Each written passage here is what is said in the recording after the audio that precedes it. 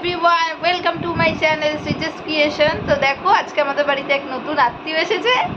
ওই দেখো কি করছে, লজ্জা পায়। এদিকে আবার ভিডিও মানে ইউটিউবে চ্যানেল খুলেছে, একটা ভিডিও পোস্ট করেনি, ওই ইনস্টাগ্রামের রিলসগুলোই পোস্ট করে করে ছাড়ছে। তো সেই যা এক মাস আগে পোস্ট করেছে আর এখনো পোস্ট করতে পারেনি। হ্যাঁ দেখেছো, আমি কত কষ্ট করে রাত জেগে জেগে এডিটিংটা শিখছি, এখনো শিখতেই পারিনি। তাও যতটুকু করা যায় সেটুকু শিখেছি।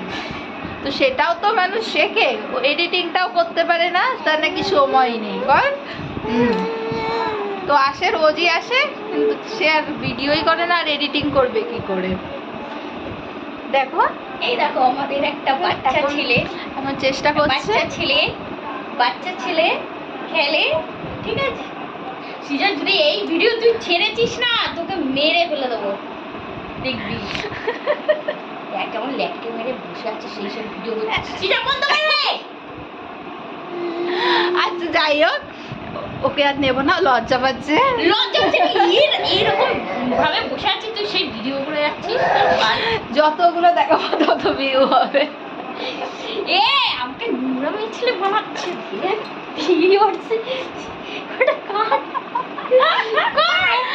আচ্ছা যাই হোক, আর কেটে দেবো।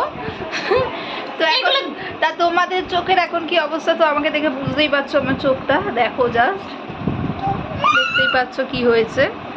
আমাদের ঘরের সবার হয়েছে, শুধু ঘরের কেন বলবো, আমাদের পাড়ার সবার হয়েছে। আমার ছোট্ট ছেলেটাকেও ছাড়েনি। অনেকদিন পর তোমাদের সাথে একটা ভিডিও নিয়ে এলাম, প্রায় 2 সপ্তাহ পর। শরীরটা ভালোই যাচ্ছে না।